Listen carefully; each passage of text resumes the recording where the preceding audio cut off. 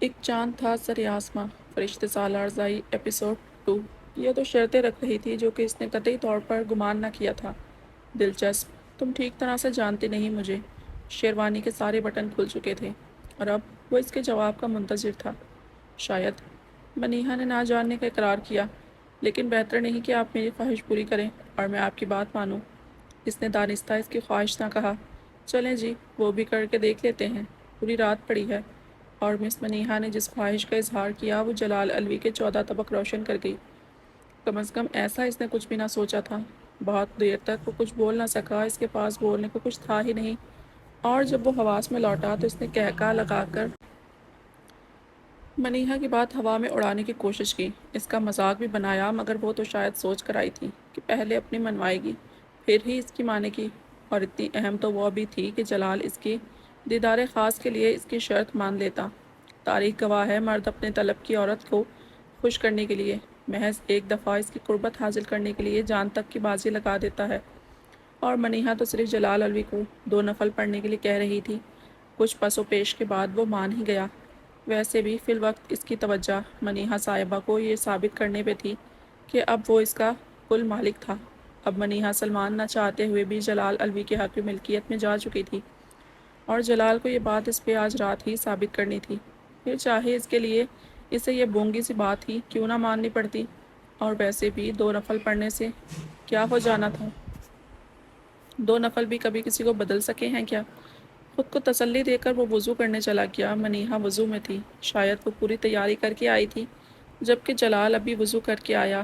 اس نے 2 چادریں بچھائیں۔ آپ آگے کھڑے ہوں۔ وہ جو پیچھے کھڑا ہو گیا تھا، منیہا نے اسے امامت کا کہا۔ ارے بابا، میں کوئی نمازی وازی نہیں ہوں، تم پڑھو، میں بھی پیچھے پڑھ لوں گا۔ وہ جہالت کے نہ جانے کون سے مرتبے پہ تھا، اور اس میں نہ جانے کس کا قصور تھا، اس کے ماں باپ کا یا اس کا اپنا۔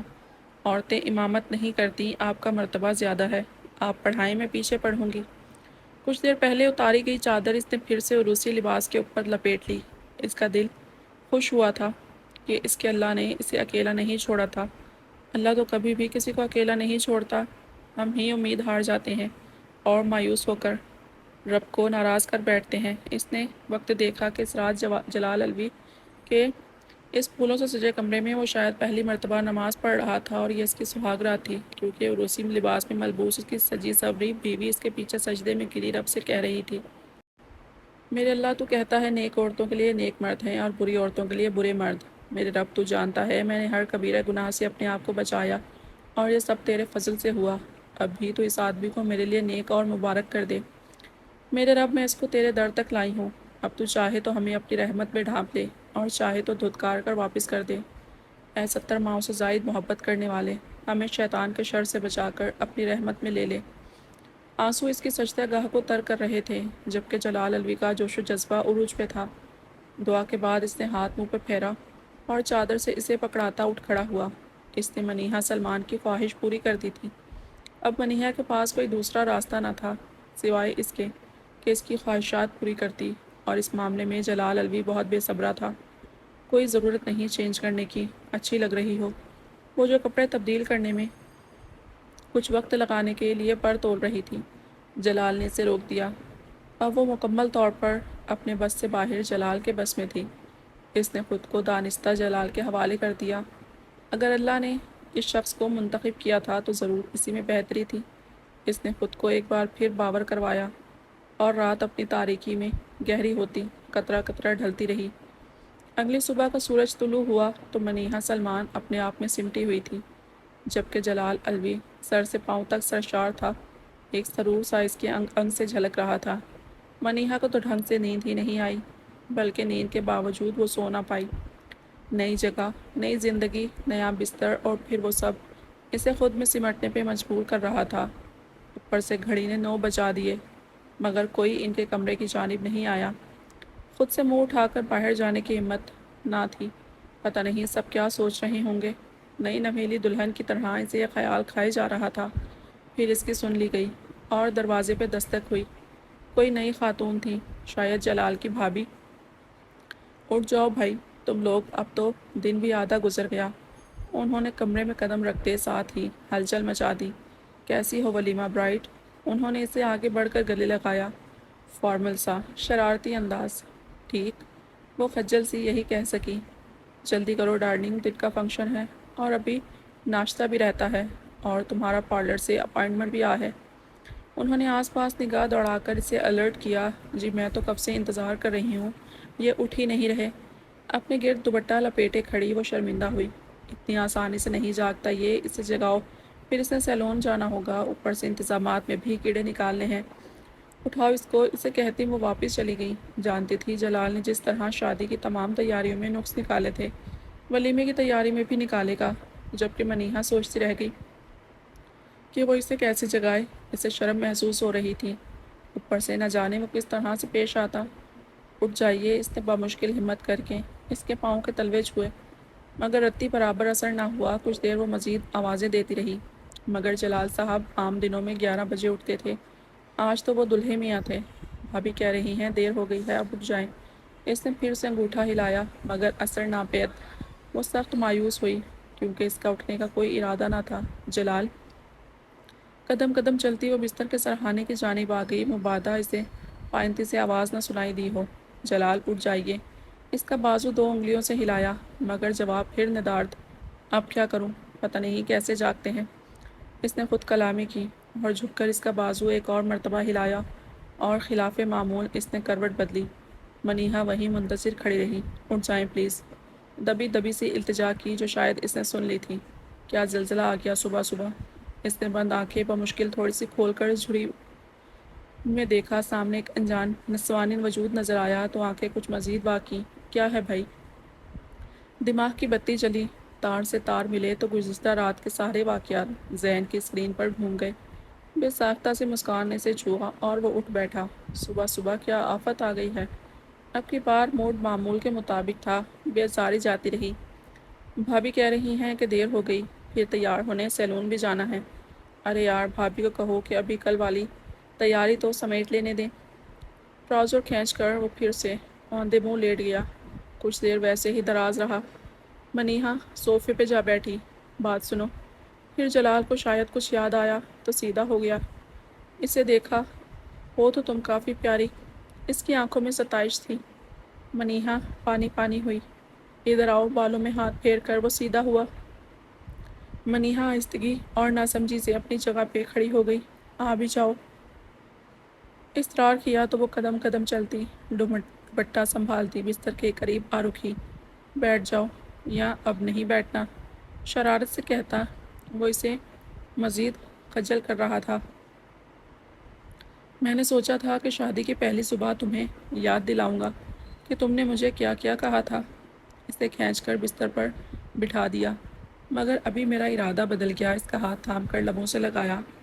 وہ لاشعوری طور پر ہاتھ چھڑوانے کی صحیح کرنے لگی۔ بے فکر رہو، اتنی آسانی سے نہیں چھوڑوں گا تمہیں، جتنی محنت تم پہ کی ہے ڈبل وصول کروں گا۔ اس سے بستر پر گرا کر خود نیچے اتر آیا۔ بھابھی کہہ رہی تھی ناشتے کے لیے آ جانا۔ کسی آئینے کے سامنے کھڑے ہو کر اپنا جائزہ لیتے دیکھا تو مجبوراً بتایا، اچھا بھائی، جو حکم سرکار۔ وہ واش روم کی جانب بڑھ گیا اور دروازے کی چٹخنی گرائی۔ منیہا نے بستر سمیٹا۔ کچھ دیر بعد دروازے کی چٹخنی گری تو اس نے سر اٹھا کر دیکھا۔ وہ جھانک رہا تھا۔ اس کے سر اٹھا کر دیکھنے پہ بولا، come on, let's take a bath together. بےہودہ انسان، وہ رخ موڑ کر کھڑی صرف سوچ ہی سکی، جبکہ وہ کہکا لگا کر واپس اندر گم ہو گیا۔ ناشتے کی ٹیبل تک پہنچنے میں انہیں خاصا وقت لگا، مگر بچت ہو گئی کہ سب ناشتہ کر چکے تھے اور اب ولیمے کی تیاریوں میں لگے تھے۔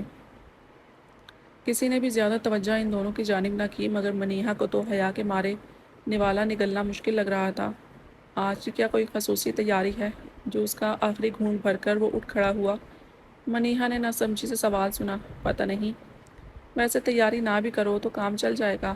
بھرپور نگاہ اس پر ڈال کر پھر سے کہا، اور جس طرح وہ سرخ ہوتی تھی۔ جلال جان بوجھ کر بار بار یہی بات کرتا۔ اب رات میں ملیں گے۔ بھابھی کے ساتھ پارلر کے لیے نکلتے دیکھا تو وہ سلیپرز میں پاؤں گھسیٹتا ان کی جانب آیا۔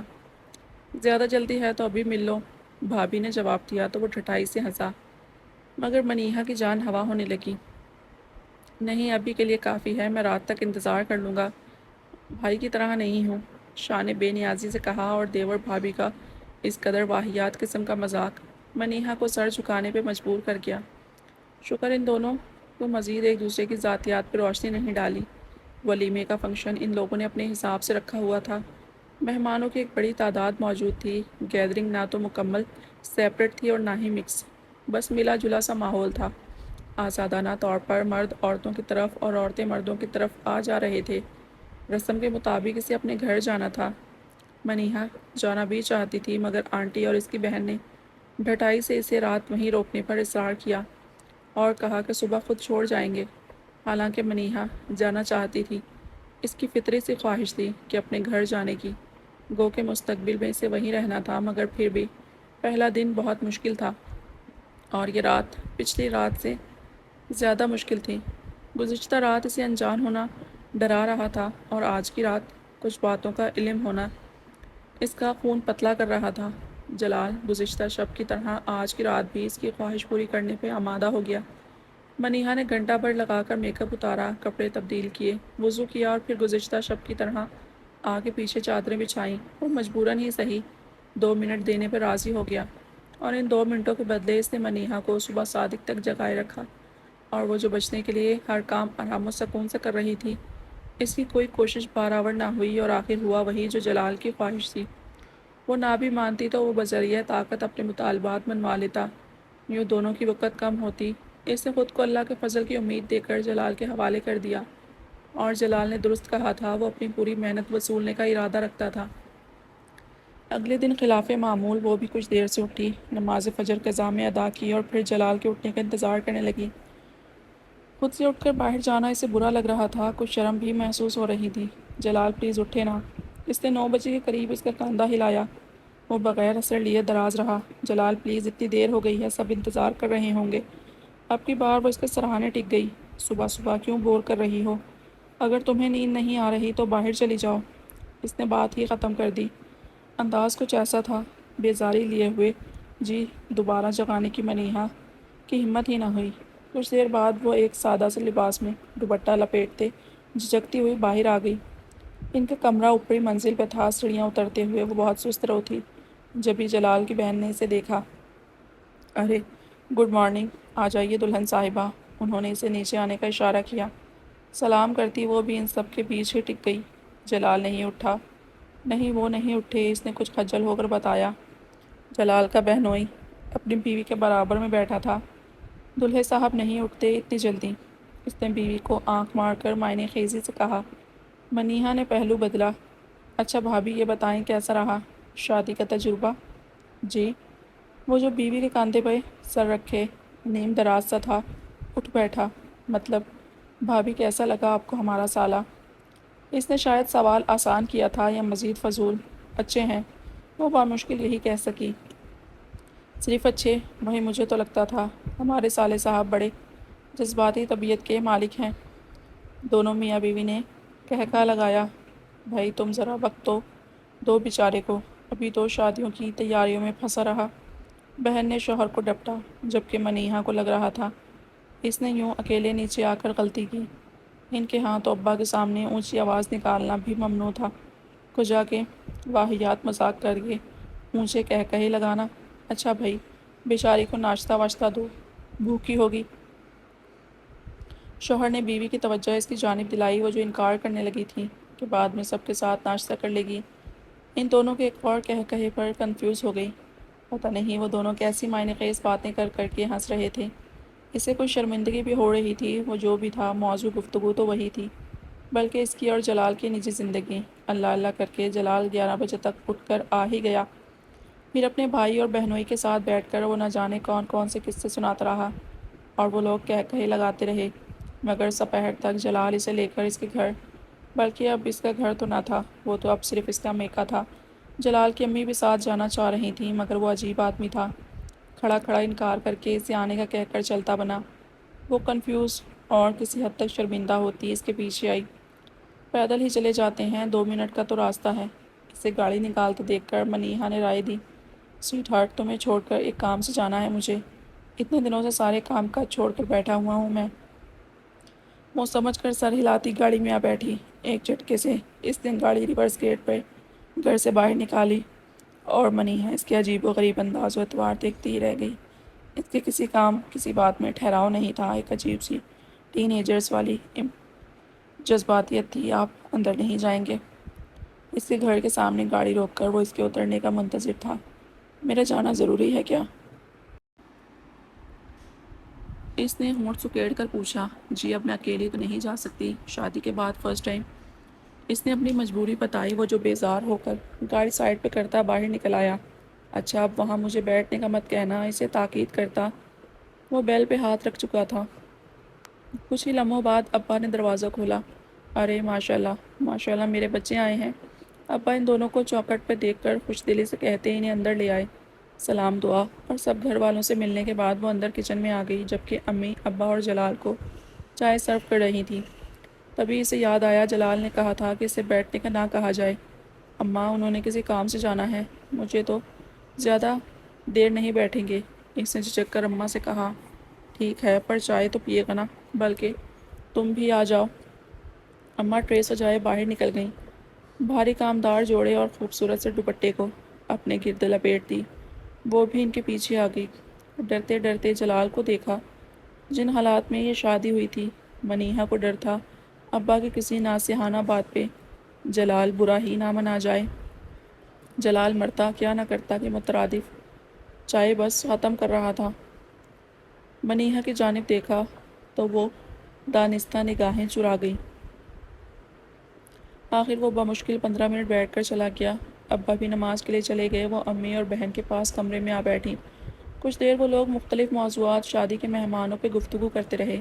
وہ اماں کو تسلی بخش جوابات دینے کی کوشش کرتی رہی۔ پھر وہ بھی نماز کے لیے اٹھ گئی۔ اماں نے اس کا یوں سجا سنورا روپ دیکھا تو اندر تک اطمینان ہوا۔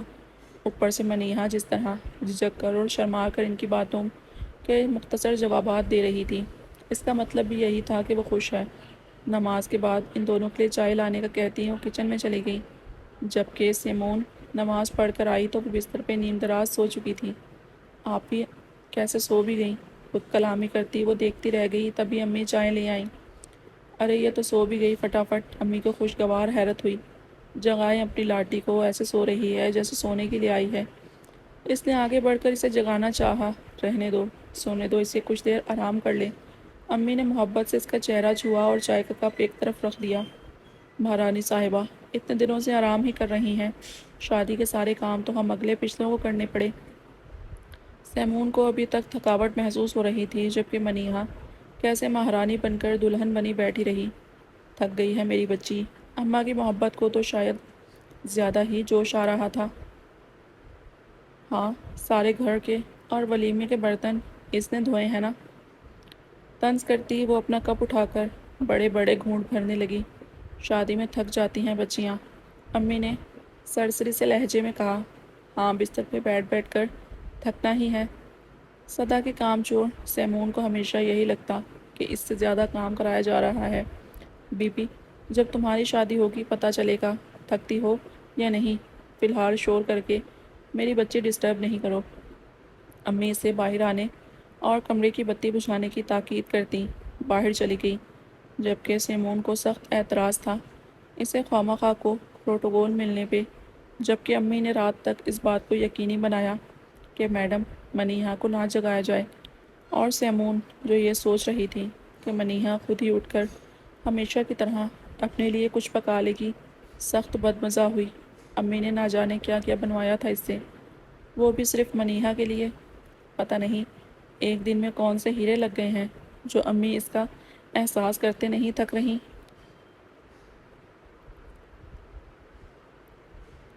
جلال آج کافی دنوں بعد نکلا تھا۔ پہلے تو ولیمے کی تقریب کے باوجود دوست اٹھا کر چائے خانہ لے گئے کہ شادی کی خوشی میں ٹریٹ دو۔ وہاں سے رات گئے موج مستی کرتے۔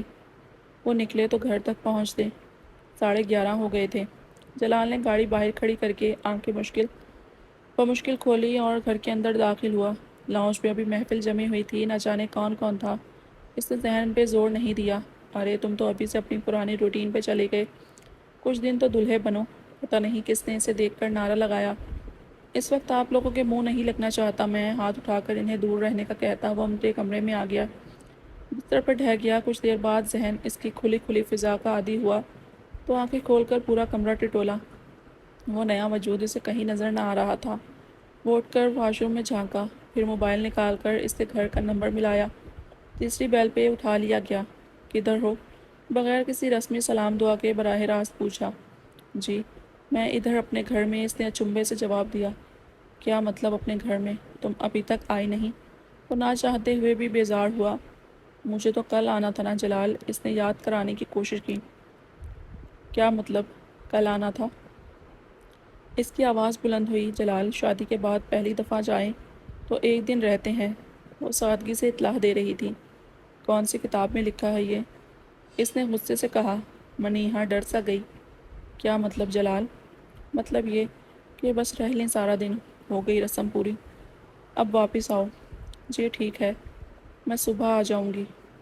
تھوک نکل کر اس نے اس کا حکمیہ انداز ملاحظہ کیا۔ کیا مطلب صبح؟ ابھی واپس آؤ، اس نے بات مکمل کی۔ جلال اس وقت کیسے آؤں گی میں؟ آدھی رات گزر گئی ہے۔ اس کے ذہن میں خطرے کی گھنٹیاں بجیں۔ آدھی گزری ہے نا، پوری تو نہیں، اس لیے ابھی واپس آؤ، میں انتظار کر رہا ہوں۔ منیہا کو 3 دنوں میں آج پہلی دفعہ جلال کا یہ روپ دیکھنے کا موقع ملا اور وہ خود شوق تھی۔ جلال کے لیے یہ شاید عام سی بات ہوتی، مگر وہ اٹھ کر اپنے باپ کو کیسے کہے گی کہ اسے گھر چھوڑائیں؟ وہ صبح کا انتظار نہیں کر سکتی۔ وہ لوگ کیا سوچتے؟ اس سب میں اس کا کوئی قصور نہیں تھا، مگر اسے اپنا آپ قصوروار لگ رہا تھا۔